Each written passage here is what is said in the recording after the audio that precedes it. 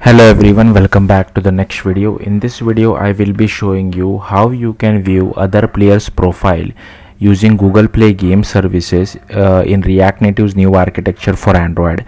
So let's get started. Now I want to make it few things clear at the start of this tutorial. There is no third party library available at the time of me recording this video, so we will be writing native code for this. And the second thing is you require a paid Google Play console account, otherwise things will not work for you. So yeah, let's get started. So first let's jump onto Google Play console. Okay, so next, once you are on Google Play console, you just have to click on this create app button. So I'll just click on it. Okay, then here you need to give it some app name, so I'll just give it as Travel Universe. Again, you can give it whatever name you feel like, and here you need to select it as game only, and then this option should be free. Again, you can make it paid as well if you want. Then here I'll just check this checkbox and I'll just click on this create app button. So let's just wait for a second.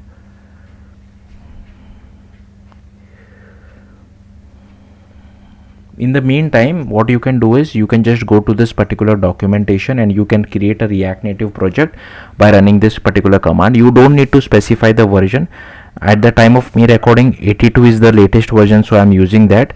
So if you don't specify the version, whatever is the latest, it will pick that up. And instead of turbo module example, you can give it whatever project name you feel like. It's completely up to you. Okay, then let's come to grow users. And here you need to go to play game services, go to setup and management, go to configuration, and here you have to click on create new play game services project. And here you need to select okay, we have not created a cloud project yet, so you need to click on create new cloud project, click on go to Google Cloud Console. Okay, and here also I'll give the same name, which is Travel Universe. Again, it's completely up to you what you want to give, and I'll just click on create. So once it has, so here you can see again it has created the project, so it is still creating. So here you can see it has created the project, but here they have selected the wrong project. So I'll just select Travel Universe. So this is my project, I'll just select it. Then I'll just select this particular option, go to API and services, click on OAuth consent screen. Then here you need to go to clients, click on get started, and here you need to give the app name. So again I'll just give it as Travel Universe. Now for the support email ID, I'll just select it. I won't show it to you because it is my primary email address, so you just have to select your it will show a drop down. Just click on the drop down, it will show your email ID, and you just have to click on next. Alright, once that is done, here you need to select external. You click on next again, and here you can enter either the same email address or a different email address which you selected on in first step. So I'll just enter this, I'll click on next, I'll agree this, I'll click on continue, I'll click on create. So let's just wait. So I have opened my React Native project as well inside VS Code, and next again you need to go to clients. You have to click on create client, and here you need to select web application, and here you just have to click on create, and I'll just click on OK as well. Then again I'll just click on create client over here, and here I'll just select Android.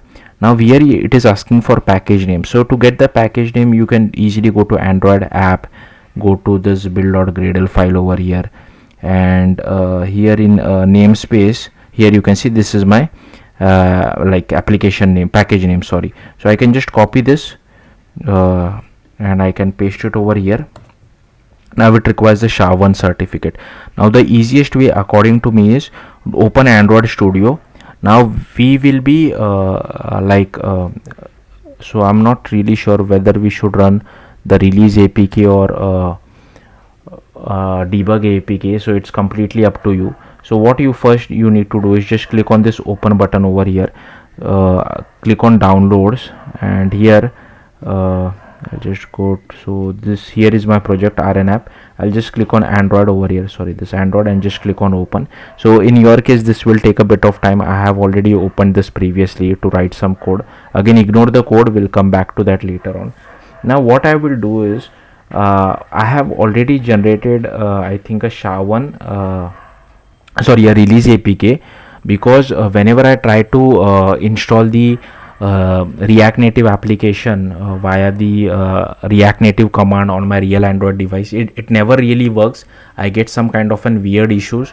So but if you are directly, if you are not generating a release APK, if you are directly running the application using the npx react native run android command, then according to me, what you can do is just open this terminal window and you can just run dot slash gradle w sign in report, something like this.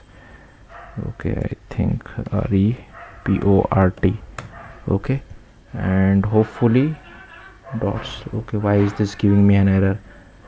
Okay, I think it is in the wrong directory. It should have been in the android. Why, I don't know why it is in the app directory. It should have been in the android directory of your project. So I'll just clear everything out. What is this? Why is this running this? Okay, anyways, I'll just stop this. I don't want this. Okay, and I'll just run that command again, dot/gradle w sign in report. So again, this is for debug APK. So I want to quickly show it to you, because many of you won't generate a release APK, which is fine according to me. So yeah, now I will just wait for this to finish, because the SHA-1 for debug would give you multiple different SHA-1s. So I don't want to don't want to select the wrong SHA-1 as well. So here you can see, don't use this SHA-1 because this is for debug android test. This is also for debug android test. This is debug optimize. This is for release. Okay, but it is using the debug.keystore, right? And this is for debug. So you will have to use this one, this particular one. Okay, so sometimes the SHA-1 are same. I think this one is same as this one, but hopefully you got the point. Now, like I said, I have already generated a release SHA-1, release APK. So I think what I can do is, I'm not sure if this will work or not. If it doesn't work, I will figure out some different way as well. More tools. There used to be build variants, and here what I'll do is, I already have the release one, right? So let's just wait whether it generates the SHA-1 properly for me or not.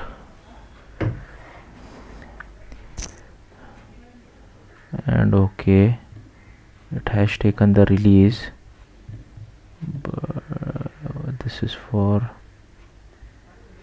okay, I don't really trust this. Sorry about that. So what we will do is, we will just run a debug we will just run a command inside again the terminal key tool command, and it will automatically generate the proper SHA-1 for me with the help of release APK. Alright, so I have generated the SHA-1 for my release APK. So here you need to use keytool-list-v-keystore, and previously we used to get the keystore file, but in new version of Android Studio we get the JKS file. So here you need to pass your JKS file and give your alias name, give the store password and key password. So this is my SHA-1. So I'll just copy it. Again, things could go really wrong, so I've just asked ChatGPT for this. So let's go back to our SHA-1. I'll just paste it over here, and I'll just, okay, why is it not allowing me to create? Okay, I added one space. Okay, I'll just click on create. Okay, so it has created the SHA-1. Let's just wait. Okay, now let's go back to our Google Play console. I'll click on done over here, and here you just have to click on refresh cloud projects first, and you should be able to see your project. If you are not able to see your project, just wait for a couple of more minutes. Okay, so let's just wait. Then here you need to click on create credentials, and here first you need to click on add credentials over here, and here select Android. Here you can keep it as off, and here you will have to select your Android client. Click on save changes again. Then yeah, let's just go back. Then again you have to click on I think just click on add credential. Yeah, just click on add credential, and let's just wait. Here you have to select game server now, and click on refresh OAuth clients, and here you have to click on web client, and here you have to click on save changes again. Alright, and then let's just go back again,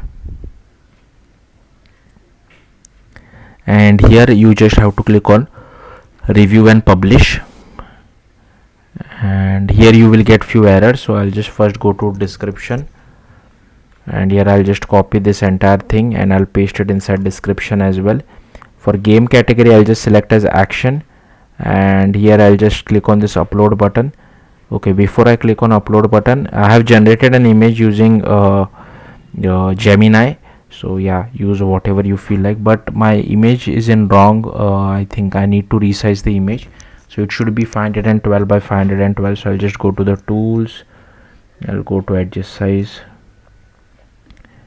disable this, I'll just do 512 by 512, click on OK. I'll command S to save, and I'll just click on this upload button over here. Okay, why is it not showing? Let's click on upload. Yeah, now it is showing.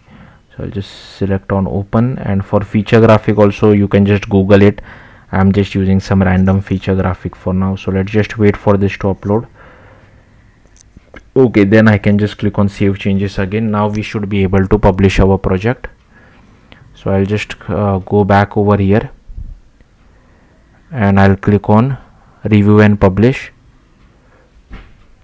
and I'll click on publish over here. I'll click on publish game project.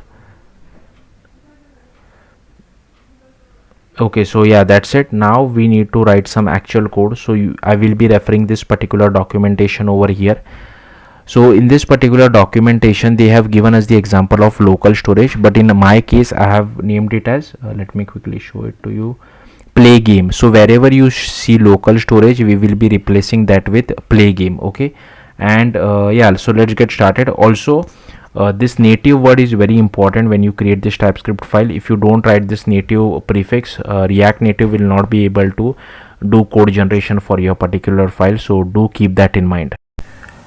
Okay guys, so like I said, first we need to create this specs folder. If you see over here, they have created this specs folder, so that's what we need to create, and inside that we need to create a TypeScript file. I have named it as native playgame.ts. Now the function, like the code of this TypeScript file, I have copied it from the documentation over here, but instead of 4 methods I have just written 2 methods over here, because we require 2 methods, one for login and one for checking player's profile. To check a player's profile, you require the player ID as well.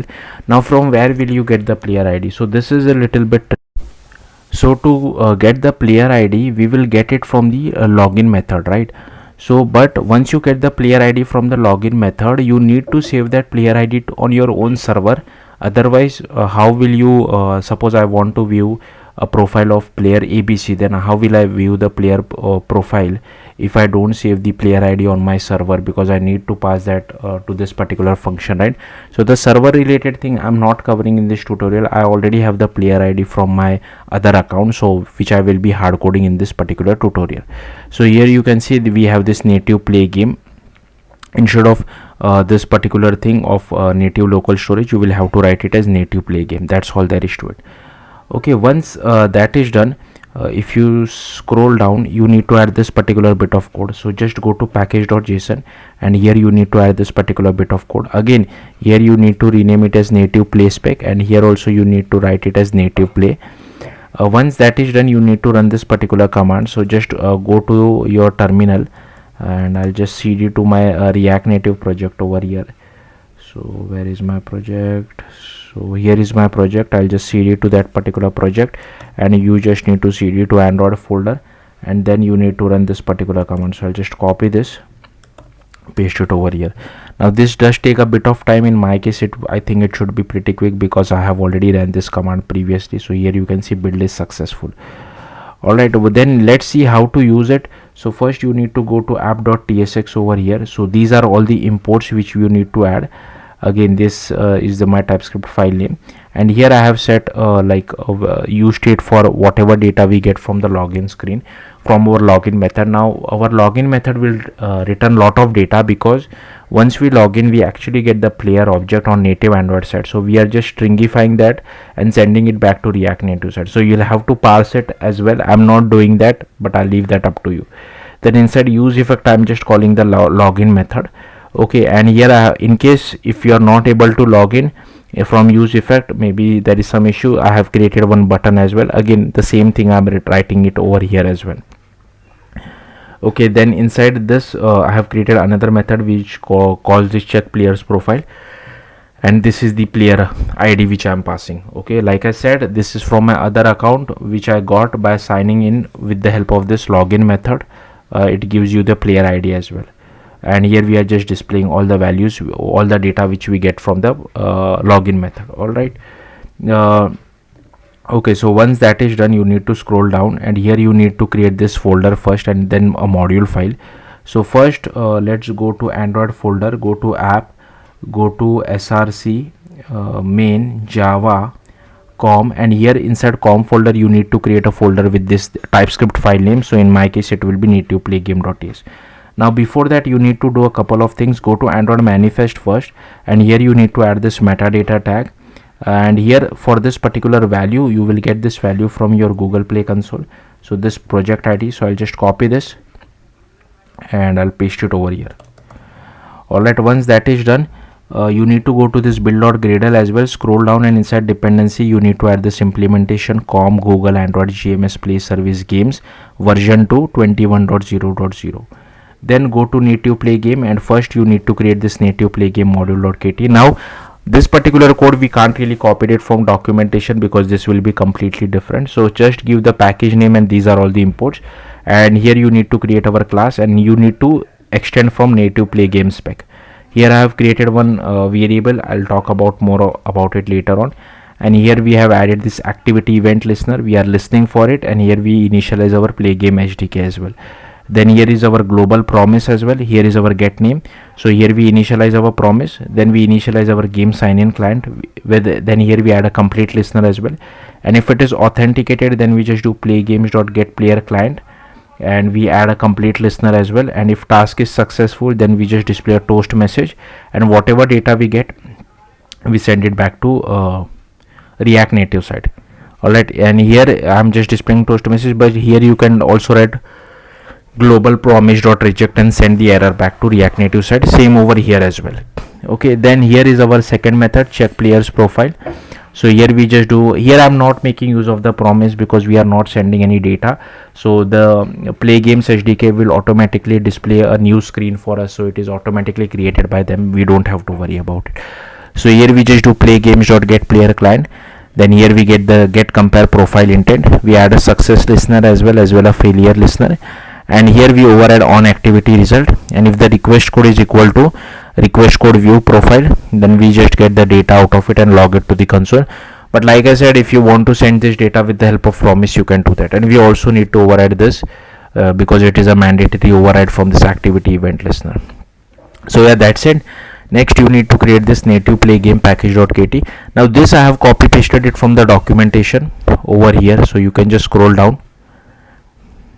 Here you can see, not this one, sorry, this one. Okay, so here all I have done is everywhere wherever you see local storage, you have to replace it with play game. That's it.